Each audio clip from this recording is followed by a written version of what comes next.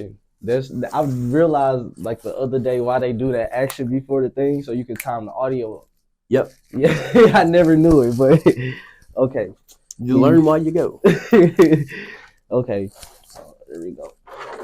We back at it again. Yes, for the part 2. Part 2. Yes. I first want to ask you, how do you feel about the first interview?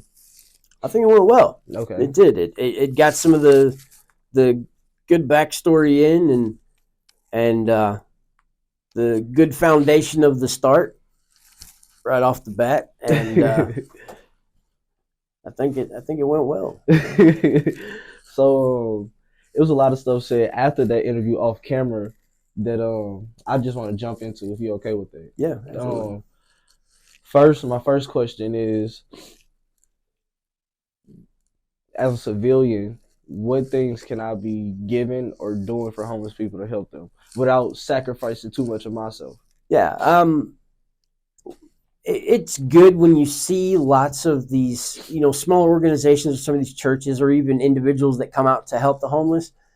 They all kind of do almost the exact same thing. They hand out toiletry bags and hats and coats and stuff like that. And it helps to an extent, but for the majority of the people, they don't really have any place to use those toiletries. So, I mean, baby wipes are cool. I mean, those are great for on the go because you're not able to take a shower. So a bar of soap being given or body wash or shampoo, it's not really as effective as you would think. Dry hairspray. Shampoo for girls. Dry hairspray. Dry shampoo spray. There's this shampoo that girls use between showering. It's a dry shampoo that they spray in their hair. It keeps their hair fresh, keeps the oil out of their hair. But men can use it too, and you can keep your hair, semi clean with it. And it's a dry shampoo. It's I never heard of that before. Yeah, women use it all the time. Check it out, guys. Google it. And then alcohol wipes, hand sanitizer wipes, hand sanitizer, stuff like that is good. But for the most part, you want to keep everything as light as you can because homeless people, they live on their feet and their backs. So they have limited space in what they can carry because the moment they set anything down that's extra, someone's going to come along and try to take it. Main things: socks, underwear, cheap t-shirts, things like that. Stuff that is not going to cost a lot because most homeless people will utilize the same pair of underwear, same pair of socks until they get quite dirty, but they're not going to then go and wash them somewhere. They're usually just going to discard them and put on a fresh pair. So if you're going to do it, just get the cheapest stuff. I mean, trying to go all out and getting nice warm wool socks is just going to cost you more money than, it's better bang for your buck just to buy the cheaper stuff because you'll be able to help more people with it and they're still going to get the same amount of use out of it. What about food? Foods, things that's not going to spoil. Nothing that requires any kind of cooking. Like canned fruit? Yeah, canned food. I've seen people giving out canned food. It's like last time I checked, I don't have a can opener on me most of the time. I sure don't have a way of heating it up. Maybe like a little travel set of like cookware, like a little camping set or something, something that they could possibly cook with that uses little cans of fuel or something. But for the most part, if you can get freeze-dried meals, those are the best ones that they can just have to add hot water to it. Beef jerky, things that are high calorie dense, peanut butter, little packets of peanut butter, crackers, things that don't spoil very quickly. People get fruit snacks and chips and things like that. Those are good too because they're cheap and they provide calories when you need them. Okay. What blows my mind is when people try to set up and actually feed people, like they actually want to come out and give people hot food. It's actually illegal. For real? Yeah, it's not allowed. You can get ticketed. Just a few days ago, they arrested a lady over on Market Street, 80-year-old lady. It was like the third time she had been caught feeding the homeless. Set up, she had a little generator set out, and she had like crock pots and stuff going, and a coal-fired grill going. And they came and they arrested her, and they gave everybody else tickets. Wow. Yep. Why did they do that? It has to do with if you're feeding the public, you have to go through correct channels. You have to have a health inspection, and things have to be done a certain way. Like you can't just open up a restaurant and just start feeding people. You have to go the route of you got to have a business license. Taxes have got to be done, and to just go out and feed the homeless, most states don't allow it. Wow, that's crazy. Yeah, and I think that's the dumbest thing. It really is. I mean, it's not like these people are trying to feed them spoiled food or anything like that, but that is just part of it. And I think it's the dumbest rule, and it's just another thing that makes homelessness illegal, and that's what they're trying to do by closing parks and shutting down services and forcing you up and uprooting your camp that you might be at. It's all part of making homelessness illegal, and I think it's wrong. You touched on something last interview that I wanted to bring back up and go a little bit more in depth in. You mentioned bad apples, and from what I've seen and from what I've been listening and hearing, it seems like a few bad apples will mess everything up for everybody. Yeah, it does. How do we address those bad apples? Because it is people out here that act like you, that fall on hard times, that just need those resources to help them, and they can't get them because of the bad apples. So should we leave it up to the homeless people to deal with the bad apples, or? Well, sometimes, especially when you have camps and large groups of people, sometimes they end up self-governing themselves, and they end up forcing out some of those bad apples.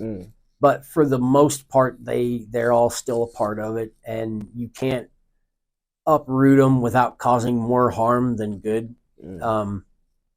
I think some of the services that are available should, and again, I hate to say that because it puts barriers up, and I hate when you have to jump over a wall or have to jump through a hoop or have to, take the roundabout way of getting to somewhere. But that's the only way I know of to make it, I guess, fair, is you have to meet certain criteria to get those services and that help. If you're on it, like I touched on it last time, if you're on a substance or you're using, you need to be clean, but make those services available to them and make it easy instead of making it more difficult to get in. I mean, these outpatient services are great, but most addicts and alcoholics and people with mental health issues, they're not going to stay on a program on an outpatient basis because it's too difficult. Because like I said, when you're on the streets, most of your brain power is used on how to survive each day. So having to get up at a certain time every day and go to a meeting and go to a clinic to be given medicine every day, or to be to go in for counseling every single day at a certain time, and if you don't show up, then you're out of the program. It's too hard for most of the homeless to do that because, like I said, it's just too much of the mental capacity of the person is used up just for survival. But I think that if they're going to have services, that you need to meet a certain criteria, and that will weed out the bad apples. Because if you want to be put up at the hotel, you need to pass a drug test. Because if you just allowed everybody in there, the bad apples get in there, they trash their rooms, they start running drugs in and out, or they're prostituting or doing whatever, and they mess it up for the majority the next time it comes around. Like I said last time, Lincoln Motel over on Olive, they rented like 200 rooms for us, and they paid for it for an entire month. But at the end of that month, they wanted everybody out because it was too much. Like what? Can you give some examples of the stuff that was happening? They were running drugs in and out. They were bringing people off the street saying, "Hey, you can stay in my room. Just give me some, drugs." Or the girls that they had in there would have multiple men coming in and out, and you don't want to speculate and you don't want to, typecast them and pigeonhole them, but they're probably running some kind of sex work out of the room, or they are selling drugs out of their room because, hey, I got a free room, I can spend all my money on drugs, and I can sell them to everybody else that's in the building because there's other drug addicts in the building. And you get people who are throwing up in the hallways and passing out in the hallways, and the ambulance has been called at least once a day for an overdose at the hotel. And at the end of that 30 days, they come in and everybody leaves, and they leave the rooms just ungodly trashed. And that's just the bad eggs. I'd say probably 20 out of the 200 were really bad eggs. Then you had the ones that were just lazy and didn't want to clean the rooms and left them trashed. Probably another 20 or so of those. And then you had the ones that were just really on hard times, that kept their rooms clean, that did it, that were hoping that at the end of the 30 days that they would extend it. But there was no way they were going to do it. They wanted everybody out, and the next time it came around the following year, they flat told them no. And those bad eggs mess it up. So I believe that if they were going to do something like that, that they had to meet a minimum criteria, and one of them would be to pass a drug test, because erasing that element would have made it easier for them to continue those services. But because of those few, it really does mess it up. And it doesn't just mess it up in that moment. It messes up for any future services that could be available. And there's only a limited amount of hotels, a limited amount of rentable spaces that are around. And if you mess up everything because of those few that do ruin it for the majority, then you're at the end where there's no places for anyone to go at the end. And I mean, I hate to say it that way, but it's the truth. That leads me to two questions. The first one is, wouldn't you say most people who go homeless are on drugs, and they go homeless because of drugs? And my second question is, what's the most used drugs by the homeless people? Yes, majority. The majority of homeless people have a substance issue of some kind. And then there's some that have legitimate mental deficiencies and issues. The drugs that you commonly see, methamphetamine, opiates, fentanyl, heroin, pills, things of that nature, crack cocaine, are the majors. Which one has the most profound effect? They each have their own profound effect in different ways. I mean, the methamphetamines, you'll have a perfectly normal person who will have a psychotic break after days of being up. And you never know, it could cause permanent brain damage and permanent mental issues. So what does that look like? Like,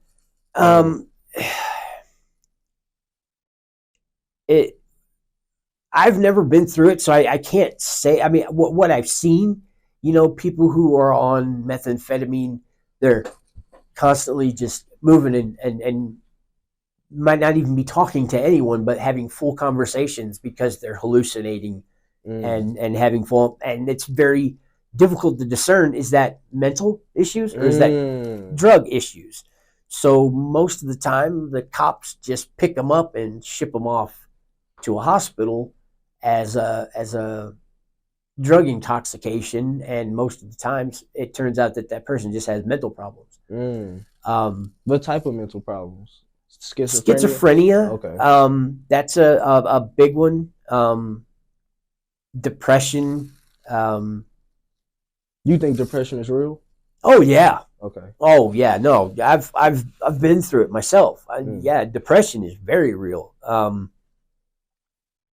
Does it always have to be fixed by, pharmaceutical? No, it can be fixed with counseling and stuff like that. Most of the time, the world pushes pharmaceuticals because it's an easier fix, but all it does is it masks the issue. If you ever seen someone who's been on antipsychotic meds their entire lives, they end up going homeless for whatever reason, can't afford those antipsychotic meds. Ooh, the outcome is disastrous. Um, and because they're homeless and they don't have access to resources to obtain those medications, they're constantly in and out of jail, in and out of the hospital, in and out of psych wards, and it's just a constant cycle for them. And it's even harder for them because they can't take care of themselves, and it's not their fault. When it's a medical issue, it's not their fault. You know, there's nothing they can do to make it better unless they get someone that's willing to help them. But because of the stigma and the bad apples, most people just think they're on drugs, and it's their own fault. We're not going to help them, and it's wrong. And other drugs, you know, you've seen it. Everybody's seen it. You've been driving along Main Street in any city. You always see those people that are they're just the Walking Dead zombies. That's the fentanyl, the heroin, the opiates. So how do you interact with those people? Try not to if you can, because when they're in states like that, you'll startle them. You know, because they can be completely unconscious, but in their mind still be fully, you know, having a conversation in their head, and you wake them up and they'll be like, what are you doing? And take a swing on you because you startled them, because in their mind they were having an argument with someone while they were unconscious, standing up, and you come and wake them up, and next thing you know, you become part of that psychosis, and next thing you know, you're getting attacked by a person on the streets. Do you have any stories you're willing to share? I had a couple. I had a guy. I like I said, I don't know if it was drugs or mental issues. I was sleeping against my little parking meter that I slept against for months, and I had a guy who fully believed that I had borrowed $3 from him earlier that day and didn't bring it back, and he was right ready to beat me down. And it took me quite a while for him to recognize me and realize that I was actually his buddy, that a couple weeks earlier we had shared blankets and pillows just to keep each other warm one night. You know, but he was in a psychotic state and fully believed that I owed him $3, and he was getting ready to stab me. For real? Yeah. How did you talk him down? Well, at first I was just letting. I was like, "Hey, man, please don't." And I don't want to say his name, you know, but I was like, "Buddy, hey, it's me, it's Chris. Hey, remember we were sleeping on the sidewalk together when it was cold outside? You remember?" And finally, he kind of snapped out of it a little bit, and he was like, "My bad, man. I thought you was this dude." I was like, "It's okay, man. I get it." You know, and he kind of wandered off, and then I heard him screaming at another person like 20 minutes later. And I think he was just in and out of it and in and out of it. And I know him personally, and I knew it was mental issues. It had nothing to do with drugs. Was he on drugs? No, no, he wasn't on drugs. He just had severe mental problems, and he would just have these psychotic episodes where he wouldn't recognize anyone, and he would create these stories in his head and these scenarios that weren't true, and would take it out on a random person. And he, you said I don't want to name names. I think I know you talk, because I used to deliver FedEx around her all the time. Is he an older black man with dreads? No, he's a younger guy. He's got a deformity in his skull just a little bit. You don't really notice it because he's always wearing a skull cap. He's like 4 or 5 years younger than me. He's I don't want to say too much without giving away who it actually is, but so let's just, can I move on to the next question? Yeah. Because it was a person I thought, so I was trying to see, because I had a homeless person when I was delivering FedEx. We had about a 15-20 minute argument around the same lines, and I realized it wasn't drugs, it was a mental thing. My next question is, especially after that story or that example you just gave me, how do you sleep at night? Like, what does sleeping at night as a homeless person feel or look like? Very restless. Mm. Any noise that even sounds remotely close to you wakes you up. And it Mm. becomes second nature, where you, as you're sleeping, any slight noise or any shuffling near you will jolt you awake, and you're very aware of who's around you at the time. Um, Anytime someone walks by you, you're always going to wake up, Mm. and it makes it real hard to get a restful sleep. You spend most of your night in 10 to 15 minute power naps, as I Mm. like to call them, before you get woken up again Mm. by either someone yelling and screaming, or someone who's on drugs, in a psychosis mode, beating on their chest and screaming, and it, it it's a quick adjustment, because at the very beginning I was sleeping all the way through the night and was not aware, and had basically no survival skills in the beginning, and I got a lot of my stuff stolen. Mm. And towards the end, um,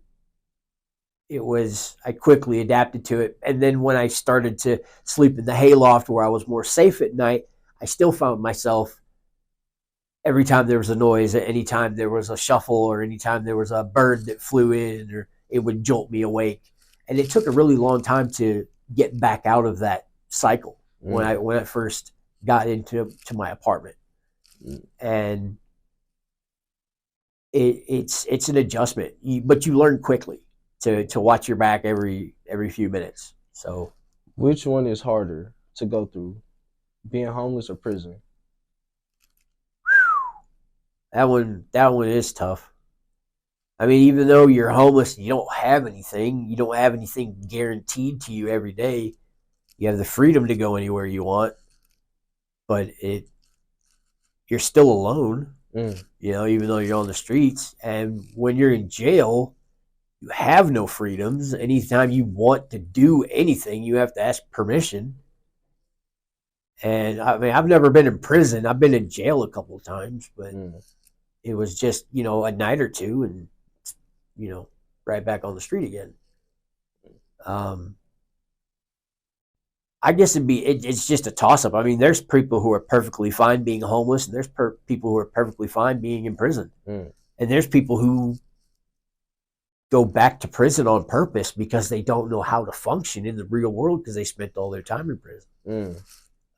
And then there's people who have spent so long on the streets that they don't know how to readjust into a normal society again. Mm. They carry those habits from the streets back into, like, when someone gets into a shelter, and lots of homeless are predatory to any available opportunities that might present themselves. Like, you're walking by and you see someone's got a brand new Gatorade on the ground. They're asleep. Well, you don't have a Gatorade. You're thirsty. They're asleep. They're not going to know. You reach down and just take it and walk off. Mm. That happens so much. People will steal your shoes. They'll take anything. And that mentality will then transfer into, say, they go into a shelter. And if they don't drop those mentalities from the streets and quickly adapt, they find themselves right back on the streets again, because they're taking food that doesn't belong to them. They're taking items that don't belong to them. They are, try to be territorial over something that doesn't belong to them, and they think that they have a right to that particular thing, and they'll find themselves right back on the streets again. Mm. Um, one more question, and then I want to open it up to you to address anything you would like to address. What were some of the biggest life lessons you learned while being homeless? You can really only count on yourself. Mm. A lot of talk can be made by organizations and individuals that they'll do this and they'll do that and they'll make it all better. But in reality, if you yourself aren't willing to make the effort and really try on your own, you're not going to get anywhere. Mm. I mean, you can really only count on yourself, because you can't always count on the people from the church coming by to bring you dinner. You cannot count on someone paying for a room for you that night because it's going to be -10 outside. You have to rely wholeheartedly on yourself and your own skills and your own resources that you have available at the time. And for some people who have no resources, sometimes you have to be predatory. Take what you have to have. And you have to make that choice. Do you freeze, or do you take someone's blanket? That's like the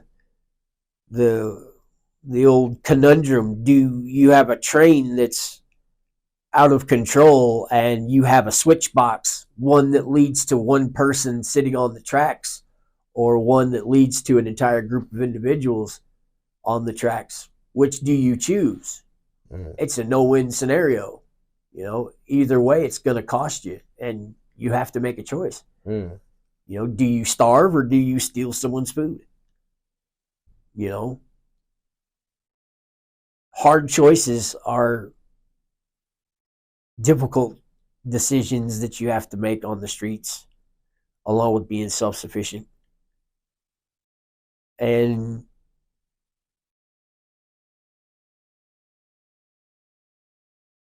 I don't really know how to word the last bit of it. Never be afraid to ask for help. I mean, the worst that can happen is they say no. I mean, if you're not willing to try, you'll never make it. You'll stay right where you're at. I mean, like I said, you go up to 100 people a day if you have to. Don't get discouraged, I guess. The worst they can say is no. I mean, all it takes is one person to say yes could change everything. I mean, one person changed everything for me. I mean, if it hadn't been for one person doing what they did at the moment, I probably would have either died or ended up in the hospital for a really long time. So you don't know unless you try. A person is homeless for 6 months, and like you tried, and you kept getting turned down and messed over. Where do your mind tend to go? Where does your heart sink to? You start to get negative at that moment. Like, well, there's no point in going then. I've been going for months and I'm not seeing anything. Now, I didn't give up after 9 months of trying. I just tried a different route, and it turned out to be the better route for me. And it ended up working out. Each person's path is going to be completely different. You might get one person, that is living on the streets, that meets someone who they might end up falling in love with, takes them off the streets, and gives them everything they've ever wanted. That's happened in the past. I've never seen it, but there's stories about it. You see these stories. Man goes from homeless and helping a girl with a broken down car, and next thing you know, he's got a house and a car and a job, and because they did it was just that one person that they might have met. So you can't give up. I mean, you're gonna get to that point. I've talked about it on my channel. It'll exacerbate any kind of mental issue you already have. If all day long no one will speak to you, and if all day long all you get is rejection, it eventually will wear on you to the point where you give up. And lots of people that are on the streets have given up, and they just resigned themselves to being on the streets. Those are the hardest to get help, because they've ingratiated and ingrained themselves so much into living on the streets, they don't know how to live any other way. What does a person like that look like? What do they talk like? What are they doing? The thing is that they look just like any other homeless person, but they're just not willing to do anything. Like, you'll see videos, they'll see a guy on the street corner who's holding up a sign. He's been there every day for the last 10 years panhandling. And he's like, hey, if you'll meet me here tomorrow, I'll give you a job that pays you $25 an hour. Oh, yeah, sure, I'll do that. but they never show up the next day. Mm.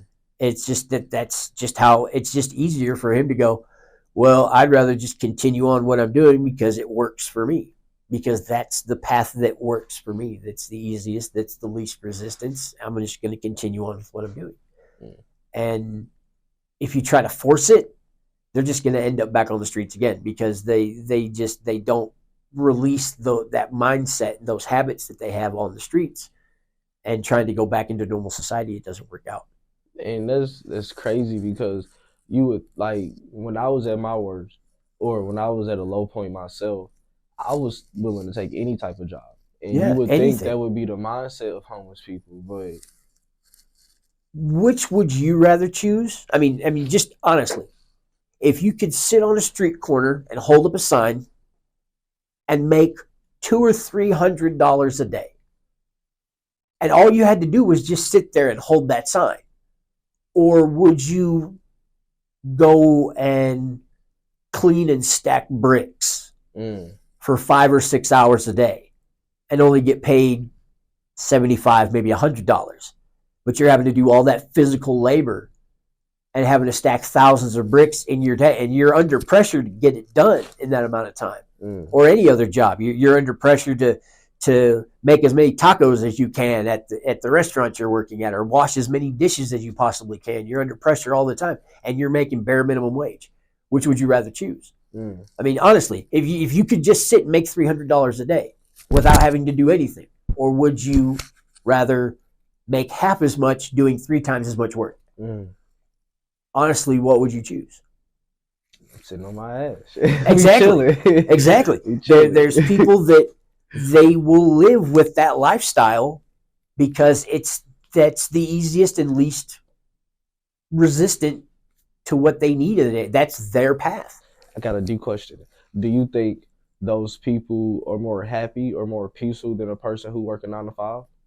You know, there are people who are perfectly happy being homeless. There's people who are perfectly happy living in the woods, scrounging for what they can get. And there's people who are happy sitting at home, drawing a government check, collecting food stamps. They're perfectly happy doing that.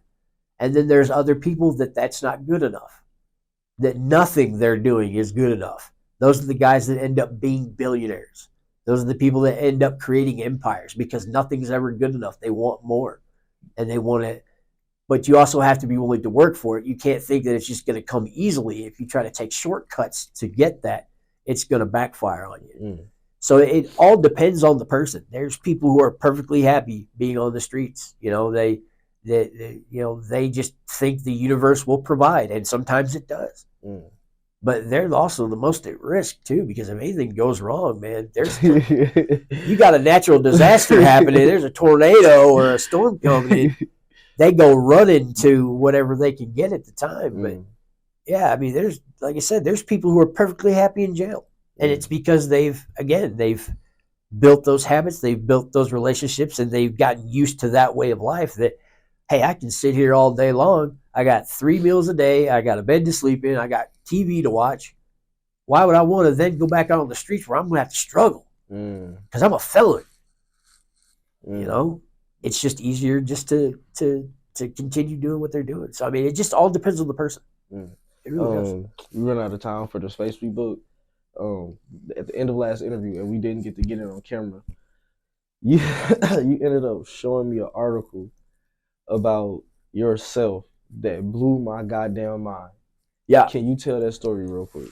The last video we did, I made a statement that when I got burned and I ended up in the hospital and I had lost everything and I couldn't walk and I had to fight back to get everything that I had before, and I looked and viewed things differently than I did before. And I had always asked a question, why did I survive? Because there were so many people that came in and out of that burn unit while I was there that were hurt less, that had less severe injuries, that were in better shape than I was, that they were an adult, they could handle those injuries. I was a child who had worse injuries.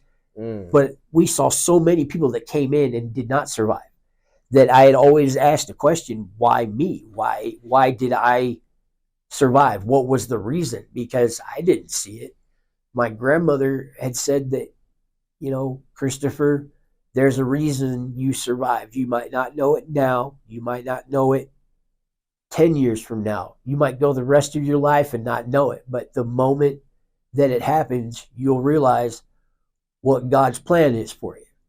And I didn't really take it the way she had explained it, that God had a plan for me. But I was up here in August 26th of 2006. I was up here visiting family, and I was driving across the westbound Blanchette 70 bridge over by Ameristar Casino heading into St. Peter's and St. Charles. And there was a car that was in front of me that had a blowout. And the car careened left, careened right, careened left again, and then it ended up crashing into the guardrail. And this was back before they had torn down that Blanchette Bridge and rebuilt it. Before, it used to be an all-metal guardrail. And when I saw the initial accident happen, I pulled over. And at the time, I was working for the sheriff's department in Lincoln County, Oklahoma. And I had a trauma bag in the back seat of my car. And I jumped out and I ran to the truck that the car had hit because the truck had flipped upside down. And when I got to the vehicle, there was an old man who was hanging upside down. His steering wheel had pinned his knee and he had a gash on his forehead. And while I was tending to him, I don't know if you've ever heard like buildings that are starting to collapse, the sounds that it makes, the creaks and the groans and the snaps and the pops.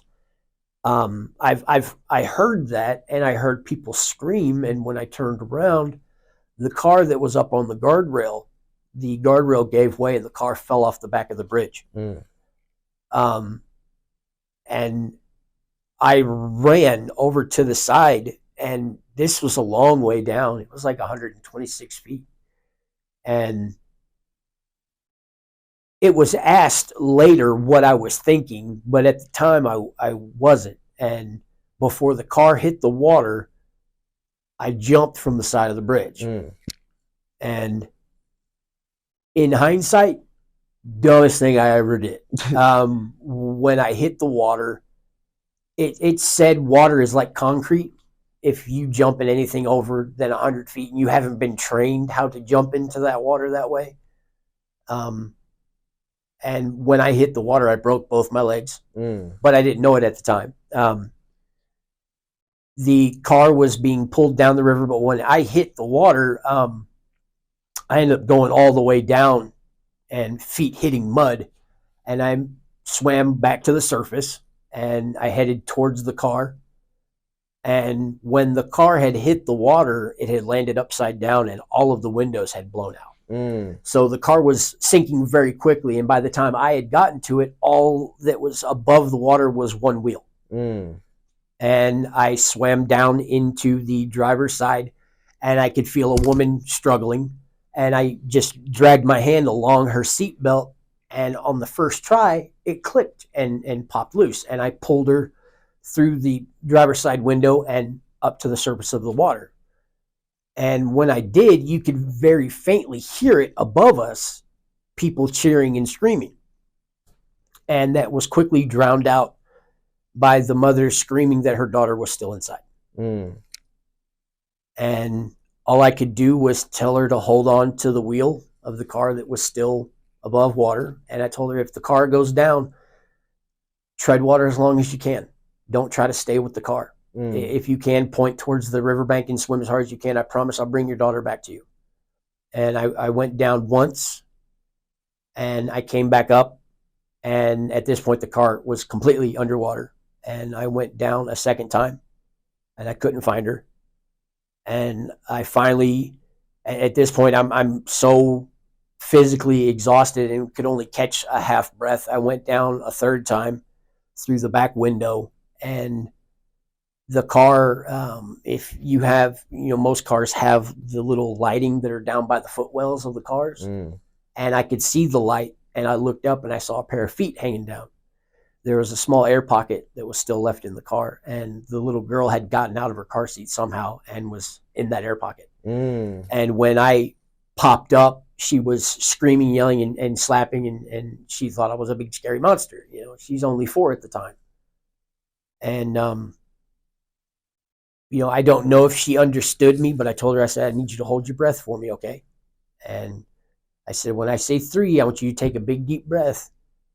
And when she did, I clamped my hand over her mouth, and I proceeded to pull her back out through the back window. And at this point, I don't know what had happened because I had passed out on the way back to the surface because I was oxygen deprived. But when I got to the surface, I had rolled over onto my back and I had the child on me. And at this point, an old man with a boat named Daryl Markin was on a fishing boat. And he had already pulled the mother on board, and he had pulled up to us and pulled the daughter on board. And then I finally kind of came to, and I tried to pull myself into the boat. And that's when I realized that my left femur was broken and my right tibia was broken. I couldn't get myself into the boat. So I just held on. And they dragged us, you know, over to the because there was a boat launch that was at the base of that bridge for fishing boats, I guess. And by the time we had gotten pulled over and we were there for a little bit, the Missouri Water Patrol had shown up, and finally the ambulances had gotten there and everything, and we were all taken to the hospital. And thankfully, the daughter was fine, just bumps and scrapes. Mother had a broken collarbone and a concussion, but other than that, they were in good shape. As soon as my legs were casted, I quickly exited stage left. I wanted nothing to do with reporters. I wanted nothing to do with news crews. And I got caught by one reporter on the way out. My brother was sneaking me out, and he just wanted me to ask a question or answer a question that what was I thinking? And I had to think back to when my father saved my life. And I said, look, I almost died a long time ago. And it was my dad's leap before you look mentality is the reason why I'm here today. All I knew at the moment was that there was 2 lives that needed someone to do what was necessary to protect that which everybody holds dear, human life. So to answer your question, I wasn't thinking about it because the time it would have took to think about it would have cost them their lives. And I left. And for 10 years, I had put that behind me, tried not to think about it too much. And then I moved back to the St. Louis area, and I was only home a few weeks, and I get a knock on the door. And I've got the St. Louis police chief, the St. Charles County Sheriff, Governor Jay Nixon, and Fox 2 News standing on my front doorstep. And my first instinct was, I didn't do it. It wasn't me. You can't prove it. But they asked me if I was Christopher Carter from Stroud, Oklahoma, and that I said yes. And they said, we have 2 young women. And as soon as they said that, I knew exactly who they were talking about. Said that we have 2 young women that have been looking for you for a long time. And they kind of parted ways, and they opened up a door, and out pops Amy and Jessica Ross, now full grown, comes running up to me, puts their arms around me, and that was that. And every year since then, we get together in August, we eat dinner, talk about our lives. And when I became homeless, I missed them for almost 2 years. And this last August, I got to see them the first time in a couple of years. And it felt great because that was at the time when I felt my life was finally getting back on track. That's crazy. But that's the story. And that's all I got to say about that. And I think that's the perfect thing to go off to end this this interview or this episode with, because we gonna call these episodes from here on out, because it's so much more stuff I want to talk to you about. Like the next one, I'm just gonna sit back and just let you tell me stories. Like I got a few of them. I'm I just got a gonna few of them. let you. I'm not. My goal is to not say a goddamn word and to just let you spill beans. You know. Of course, I'm gonna ask questions, knowing myself, but Yep. but I really just want to focus on your story and your My purpose, I experiences. guess we can call that next Yes. episode. Yes. My purpose. But I'm definitely gonna include the news article and whatever I can to show people that actually happened. I mean, but just by listening to you said names, like you said names, so others can easily check that. But Yep, I I'm got definitely gonna do my pictures and part. I got the award ceremony photos for Mm, the Highway Water Patrol, Jay Nixon giving me, and I took it so nonchalantly. I'm there in a t-shirt and jeans, man. mm, Everybody else is in suits, and I'm like, it's no big mm. deal, it's no big deal. It was done. Mm. But thank you for sitting down with us. They finna be knocking on this door or something. All right. So if I don't see you guys, good afternoon, good evening, and good night. You out of here. Where we interview real people telling real truths and stories. The overall objective here is to break the negative narratives that plague our communities and minds. The biggest one we aiming to attack is that there are no more good men and women out here. Stand-up men and women. The men and women we actually need in positions to help change our community for the better.